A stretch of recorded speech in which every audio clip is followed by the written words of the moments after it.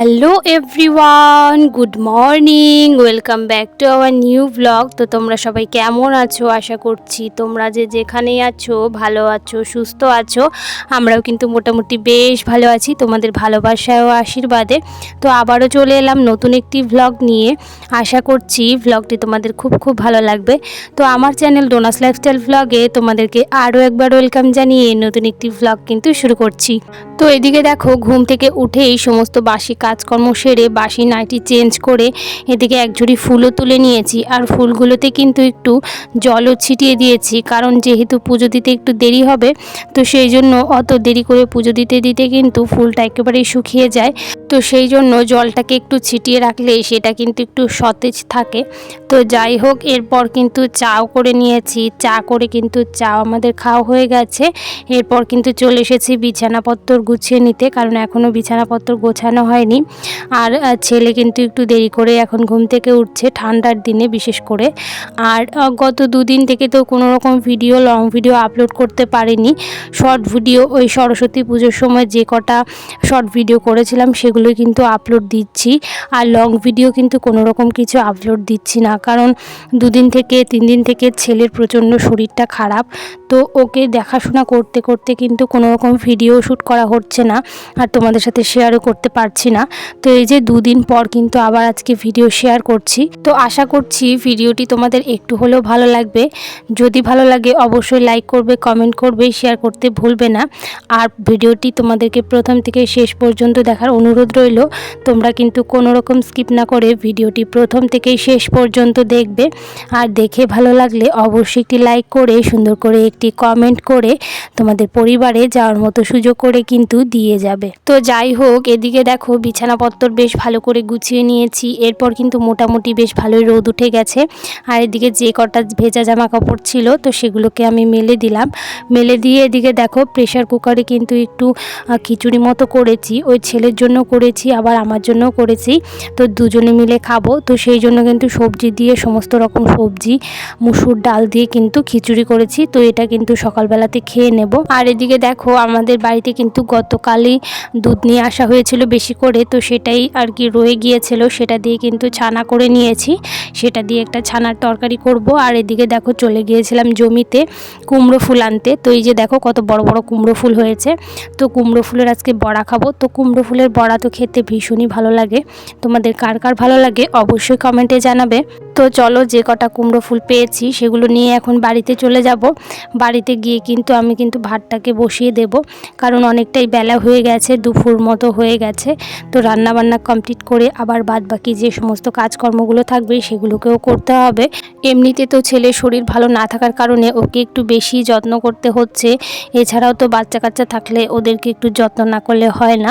তো যাই হোক, প্রতিটি মারই এটা দায়িত্ব, কর্তব্য যে নিজের বাচ্চাকে সমস্ত রকম দায়িত্ব কর্তব্যের মধ্যে সুস্থ করে রাখা, সমস্ত দিকটা খেয়াল রেখে তাদেরকে আদর যত্ন দিয়ে ভালোবাসা দিয়ে বড় করা।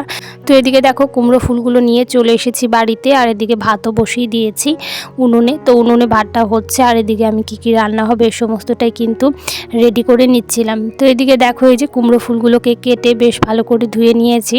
আর কী রান্না হবে সমস্তটাই কেটে কুটে কিন্তু গুছিয়ে আর কি নিয়েছি। তো দেখো এদিকে কি রান্না হবে। আজকে রান্না হবে পালং শাকের একটা তরকারি। আর এদিকে দেখো কুমড়ো ফুলগুলোকে বেশ ভালো করে ধুয়ে আমি ঝরা দিয়ে রেখেছি। আর এদিকে আলু আর ফুলকপি কেটে নিয়েছি, এটা দিয়ে কিন্তু একটা পনিরের সবজি করব। তো যাই হোক এখন কুমড়ো ফুলগুলোকে ভেজে নিচ্ছি, এরপর কিন্তু একে একে রান্নাবান্নাগুলো করে নিয়েছি। তো সেগুলো কিন্তু তোমাদের সাথে একদমই শেয়ার করিনি। তো যাই হোক এদিকে দেখো কুমড়ো ফুলের বড়াগুলো দেখেই মানে খেতে ইচ্ছে করছিল। আর কুমড়ো ফুলের বড়া আমার এমনিতেও খেতে ভালো লাগে এবং ভাত দিয়েও খেতে কিন্তু প্রচণ্ড আমি ভালোবাসি। তো যাই হোক এরপর রান্নাবান্না কমপ্লিট হয়ে গেছে আর এদিকে খাওয়া দাওয়া হয়ে গেছে সকলের। তো এরপর টুকটাক কাজকর্ম সেরে একেবারে দেখো চলে এসেছি স্নান করে ঠাকুরের পুজোটা দিয়ে নিতে। এখন প্রায় অনেকটাই বেলা হয়ে গেছে। তো যাই হোক এদিকে ঠাকুরের বাসনগুলোকে মেজে এখন ভালো করে ধুয়ে নেব, এরপর কিন্তু পুজো দেওয়াটাও কমপ্লিট করে নেব। তো এদিকে ঠাকুর ঘরে চলে এসেছি আর এখন কিন্তু ভালোভাবে ঠাকুরের সিংহাসনটাকে সাজিয়ে সুন্দর করে কিন্তু পুজোটাও করে নিয়েছি।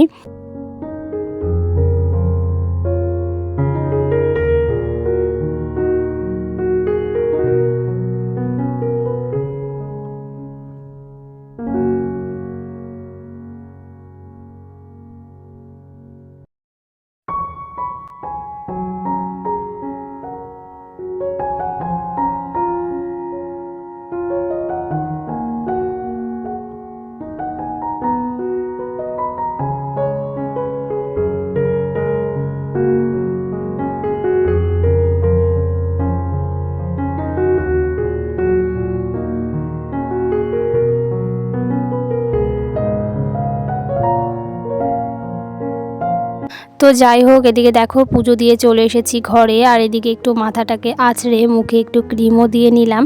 তো এরপর কিন্তু অনেকটাই বিকেল হয়ে গেছে আর বিকেলবেলার টুকটাক কাজকর্ম যেমন জামা কাপড় তোলা গোছানো এগুলো হয়ে গেছে। এখন কিন্তু এই যে উঠোনটাকেও ঝাড় দিতে লেগে পড়েছি, কারণ বেশ উঠোনটা নোংরা হয়েছে। তো ভাবলাম একেবারে ঝাড় দিয়েই নিই।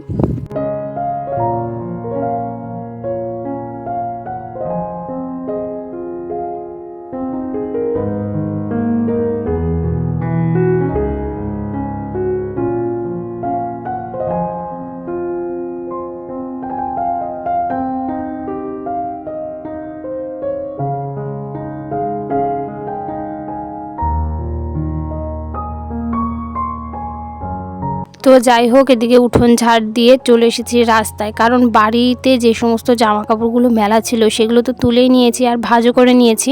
আর এদিকে যে রাস্তায় জামা কাপড়গুলো মেলা ছিল সেটা আমার খেয়ালই ছিল না, ভুলেই গেছিলাম। তো সেই জন্য উঠোন ঝাড় দিতে গিয়ে যখন আমি রাস্তার পাশে গেলাম তখন দেখলাম যে ওই জামা কাপড়গুলো আনতেই ভুলে গেছি। তো সেই জন্য আবার চলে গিয়েছি জামা কাপড়গুলো আনতে। এরপর কিন্তু সংসারের একঘেয়েমি কাটাতে কিন্তু চলে গিয়েছিলাম একটু কীর্তন শুনতে। তো আমাদের বাড়ির পাশেই কীর্তন হচ্ছিল, সেখানে চলে গিয়েছিলাম। তো যাই হোক আজকের ভিডিওটি আশা করি তোমাদের একটু হলেও ভালো লেগেছে।